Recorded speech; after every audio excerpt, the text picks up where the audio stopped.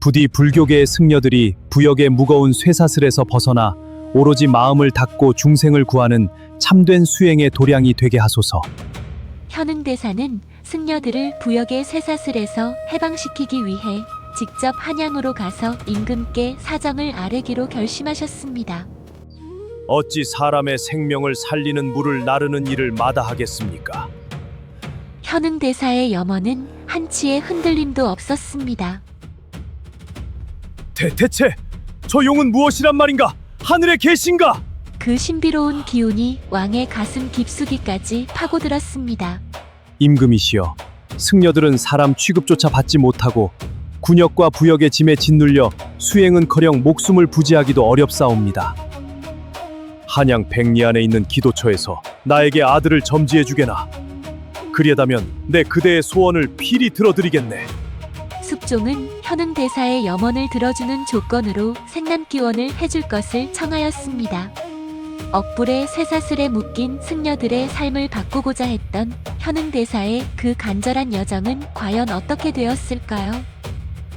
궁금하시다면 끝까지 함께 지켜봐 주세요. 조선 후기 억불숭유 정책으로 불교가 크게 쇠퇴한 어두운 시대였습니다. 불교는 산사 깊숙이 갇혀 빛을 잃었고 스님들은 사람 이하의 취급을 받았습니다. 군역, 부역, 노역. 승려들의 몸은 마치 세금처럼 힘든 일에 끌려다니는 도구가 되어버렸습니다. 머리는 깎였으나 마음의 등불마저 꺼져가는 비참한 시대였습니다. 파괴사 또한 예외가 아니었습니다. 그러나 파괴사의 주지 현흥대사께서는 달랐습니다. 그분은 밤마다 불전 앞에 앉아 뜨거운 눈물을 흘리시며 한 가지 간절한 원을 세우셨습니다. 이 파괴사만이라도 승려들이 부역의 무거운 쇠사슬에서 벗어나 오로지 마음을 닫고 중생을 구하는 참된 수행의 도량이 되게 하소서. 이 한 줄의 원력이 하늘을 움직였습니다. 현흥대사께서는 파괴사를 부역의 쇠사슬에서 해방시키기 위해 직접 한양으로 가서 임금께 사정을 아뢰기로 결심하셨습니다. 현흥대사께서는 700여 리의 험준한 산길을 걸으셨습니다. 돌부리에 발바닥이 찢어지고 피가 배어 나와 길을 붉게 물들였지만 결코 멈추지 않으셨습니다. 산바람은 칼처럼 스치고 밤하늘의 별조차 차갑게 느껴지는 그 길에서 그분은 오직 일념으로 발을 내디뎠습니다. 마침내 한양에 도착하셨으나 당시 승려의 도성 출입은 철저히 금지되어 있었습니다. 현흥대사께서는 남대문방, 초라한 민가의 세 번째 집에 조용히 머물러야 했습니다. 3년이라는 긴 세월 동안 낮에는 한강물을 지고 다니며 민가에 물을 나르시고 밤에는 남대문 성벽을 바라보며 앉은 채로 기도를 올리셨습니다. 비가 쏟아지든 눈이 쌓이든 혹한의 겨울 바람이 뼛속까지 파고들든 그분의 염원은 한치도 흔들리지 않았습니다. 그 모습을 본 민가 사람들조차 속으로 중얼거렸습니다. 저 스님은 도대체 어떤 분이신가? 저렇게까지 하시는 이유가 무엇이란 말인가? 그러던 어느 깊은 밤이었습니다. 숙종 임금께서 남대문 2층 누각에 올라 한양의 야경을 내려다보고 계셨습니다. 그때 문득 깊은 잠에 빠지신 듯 하더니 왕의 눈앞에 놀라운 환영이 펼쳐졌습니다. 남대문방 세 번째 집 지붕 위로 푸른 용 청룡과 황금 용 황룡이 동시에 솟구쳐 올랐습니다. 두 용은 하늘 높이 얽히며 춤추듯 날아오르고 오색 찬란한 광명을 뿜어냈습니다. 용의 비늘 하나하나가 밤하늘의 별처럼 빛나며 그 신비로운 기운이 왕의 가슴 깊숙이까지 파고들었습니다. 숙종 임금께서는 온몸을 떨며 자리에서 벌떡 일어나셨습니다. 이 이는 하늘의 계시인가? 숙종 임금께서는 즉시 명령을 내리셨습니다. 저곳으로 가라. 남대문 밖 세 번째 집에 있는 이를 당장 데려오너라. 한시도 지체하지 말고. 병사들이 횃불을 들고 달려가 문을 열자 초라한 승복을 입은 채 조용히 앉아 계시던 현흥대사께서 부드럽고도 고요한 미소를 지으며 그들을 맞이하셨습니다. 그분은 바로 3년 동안 한강물을 지고 다니며 때를 기다리시던 그 스님이셨습니다. 왕 앞에 선 현흥대사께서 고개를 숙이자 숙종 임금께서 물으셨습니다. 한양까지 이 먼 길을 오신 이유가 무엇인가? 그대는 누구이며 무엇을 구하고자 하는가? 현흥대사께서는 담담하면서도 강렬하고 깊은 목소리로 대답하셨습니다. 임금이시여, 지금 이 나라 불교는 산채로 묻혀 있습니다. 승려들은 사람 취급조차 받지 못하고 군역과 부역의 짐에 짓눌려 수행은커녕 목숨을 부지하기도 어렵습니다. 이 늙은 승은 오직 한 가지 소원으로 이곳까지 왔나이다. 부디 승려들이 자유롭게 마음을 닫고 중생을 구할 수 있는 참된 도량이 되게 해주십시오. 그것이 이 몸의 마지막 소원이옵니다.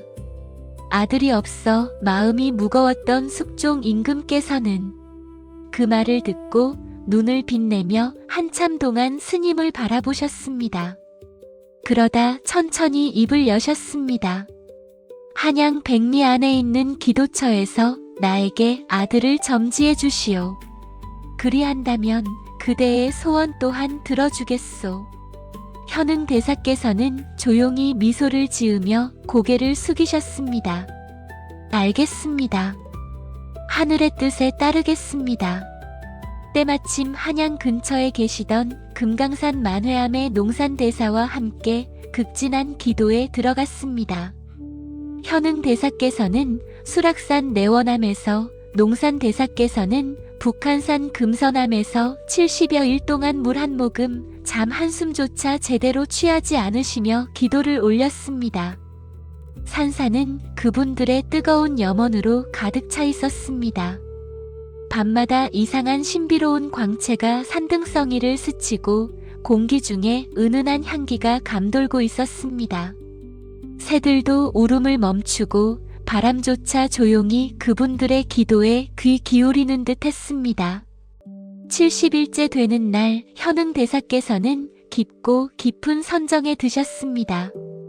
그분의 영혼은 육신을 떠나 하늘 높이 올라 이 나라 모든 백성의 업과 복을 두루 살피셨습니다. 그러나 임금의 자리에 오를 만한 큰 복과 덕을 지닌 이는 좀처럼 보이지 않았습니다. 현흥대사께서는 그 순간 깨달았습니다. 아뿔싸, 왕의 소원을 이루려면 자신이 죽든지 농산대사가 죽는 수밖에 없겠구나. 이 나라에서는 임금의 자리에 오를 만한 인물이 아직 태어날 때가 아니었기 때문이었습니다. 현흥대사는 눈물을 흘리며 오랜 시간 고민하였습니다. 자신은 아직 파괴사의 일을 끝내지 못했기에 결국 농산대사께 부탁할 수밖에 없었습니다. 깊은 밤 떨리는 마음으로 편지를 전했습니다. 편지가 전해지자 농산대사께서는 조용히 미소를 지으며 말씀하셨습니다. 내가 나라를 위한 위축 기도를 맡은 것이 인이었구나. 기도를 마치기도 전에 과가 이미 익었으니 50년 동안이나 속세의 망건을 쓰고 살아야 하는가. 그 말씀과 함께 100일 기도를 회양하는 그날 밤 농산대사께서는 조용하고도 밝은 미소를 지으시며 입적하셨습니다. 그 순간 산사 전체에 은은한 상서로운 향기가 가득 퍼졌고 하늘에는 아름다운 무지개가 떠올랐습니다. 그날 밤 농산대사께서는 숙종 임금과 숙빈 최 씨의 꿈에 현몽했습니다. 찬란한 광명을 온몸에 두르고 자비롭고 밝은 미소를 지으시며 왕비의 품으로 부드럽게 스며드셨습니다. 그 광경은 마치 하늘에서 내려온 한 줄기 빗줄기 같았습니다. 그 신비로운 기운이 왕비의 태중에 스며드는 듯한 느낌이 들었습니다. 그리고 이듬해 1694년 갑술년, 숙빈 최씨께서는 건강하고 밝은 왕자를 낳았습니다. 그 아이가 바로 훗날 52년 동안 조선을 번영으로 이끌어간 영조 임금입니다. 영조는 탕평책을 시행하여 당파 싸움을 진정시키고 백성들의 삶을 안정시켰으며 문화와 학문을 크게 꽃피운 명군으로 평가받고 있습니다. 그의 치세는 조선 후기 최대의 전성기로 기억됩니다. 농산대사께서 예언하신 대로 단 한 치의 오차도 없었습니다. 숙종 임금께서는 크게 기뻐하시며 즉시 명령을 내리셨습니다. 지금 당장 파괴사를 대대적으로 중창하라. 그리고 파괴사 반경 40리에서 거두어들이는 모든 세금을 파괴사에 바치도록 하라. 그러나 현흥 대사께서는 그 막대한 세금을 받지 않았습니다. 대신 숙종 임금 앞에 정중히 아뢰었습니다. 임금이시여, 이 크나큰 은혜에 감사하나이다. 그러나 승려된 몸으로 나라의 세금을 직접 받는 것은 마땅치 않사옵니다. 대신 왕실의 위패를 파괴사 경내에 모시게 하여 주시면 유생들의 간섭과 부역에서 벗어나 진정한 수행의 도량으로 삼을 수 있을 것이옵니다. 숙종 임금은 그 지혜롭고 겸손한 말씀을 듣고 크게 감탄하시며 허락하셨습니다. 이 한 번의 현명한 선택으로 파괴사는 유생들의 행패와 각종 부역에서 완전히 벗어났습니다.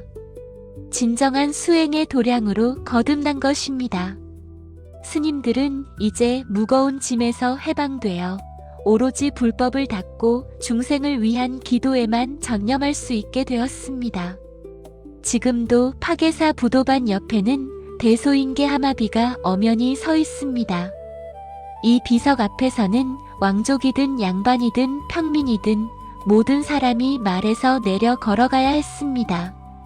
그것은 현흥 대사께서 세우신 뜨거운 원력과 농산 대사께서 바치신 위대한 희생, 그리고 하늘의 신묘한 기적이 남긴 영험한 증거입니다.